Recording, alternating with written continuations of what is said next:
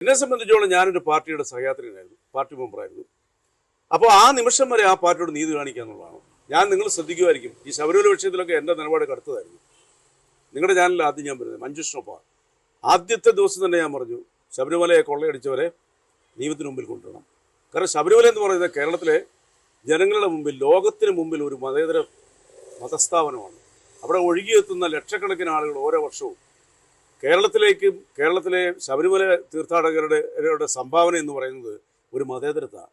കേരളത്തിലെ മതേതരത്തിൻ്റെ ഏറ്റവും വലിയ ഉത്കൃഷ്ടമായ മാതൃകയാണ് ശബരിമല. ഞാൻ അവിടെ സന്ദർശിച്ചിട്ടുള്ള ആളാണ്.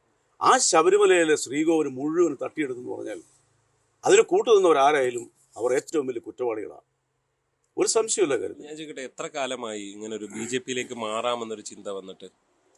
ഞാനങ്ങനെ കാലങ്ങൾക്ക് മുമ്പേ ഒന്നും ചിന്തിച്ചിട്ടില്ല. പക്ഷേ രാജ്യത്തിൻ്റെ മുന്നോട്ടുള്ള യാത്രയും രാജ്യത്തിൻ്റെ വികസനങ്ങളും എന്തുകൊണ്ട് കേരളം അതിനൊപ്പം എത്തുന്നില്ല എന്നൊരു തോന്നൽ എനിക്കുണ്ടായിരുന്നു. കേന്ദ്ര സർക്കാരുമായിട്ട് യുദ്ധം പ്രഖ്യാപിക്കുന്ന മണ്ടത്തരമാണ്. ലോകത്തിൽ ഒരു സ്ഥലത്തും ഇങ്ങനെ സ്ഥലമില്ല. നിങ്ങൾ യൂറോപ്യൻ രാജ്യങ്ങളിലൊക്കെ പോകും, ഞാൻ പോയിട്ടുള്ള അത്യാവശ്യം എല്ലായിടത്തും പോയിട്ടില്ല. അവിടെയൊക്കെ പ്രതിപക്ഷവും ഭരണകക്ഷിയും മത്സരത്തിലൊക്കെ അവർ കോമ്പറ്റ് ചെയ്യും. വിജയിച്ചു കഴിഞ്ഞാൽ നാടിനൊപ്പമാണ്. ഏറ്റവും വലിയ ഉദാഹരണം പറയാം, തമിഴ്നാട്ടിലെ MP-മാരെ നിങ്ങൾ എടുക്കൂ. അവിടെ DMK-യുടെയോ AIDMK-യുടെയോ പിന്നെ അതുപോലെ തന്നെ മറ്റേതെങ്കിലും കോൺഗ്രസിൻ്റെയോ ഒക്കെ MP-മാരുണ്ട്. ഈവൻ CPM-ൻ്റെ MP-മാരാണെങ്കിലും തമിഴ്നാടിന് വേണ്ടിയിട്ട് അവർ ഒന്നിച്ചു നിൽക്കും. തമിഴ്നാട് സർക്കാർ കേന്ദ്ര സർക്കാരിനെതിരെ ഫൈറ്റ് ചെയ്യുന്നതാണ്. പക്ഷേ സകല കാര്യങ്ങളും അവർ നേടിയെടുക്കും. എന്താ കാരണം? അവിടുത്തെ MP-മാർ ഒന്നിച്ചാൽ കേരളത്തിൽ നിന്ന് പോകുന്ന ഏതെങ്കിലും ഒരു MP കേരളത്തിന് വേണ്ടി നിങ്ങൾ പാർലമെൻറ്റിൽ സംസാരിക്കുന്നത് കേട്ടിട്ടുണ്ടോ? പറയൂ പ്ലീസ്. കേരളത്തിൻ്റെ ഡെവലപ്മെൻറ്റിന് വേണ്ടി എന്തെങ്കിലും സംസാരിക്കുന്നത് കേട്ടിട്ടുണ്ടോ? മൗനി ഭാവങ്ങളായിട്ട് AC-യിലിരിക്കുന്ന MP-മാരല്ലേ ഈ UDF-ൻ്റെ MP-മാരെന്ന് പറഞ്ഞാൽ.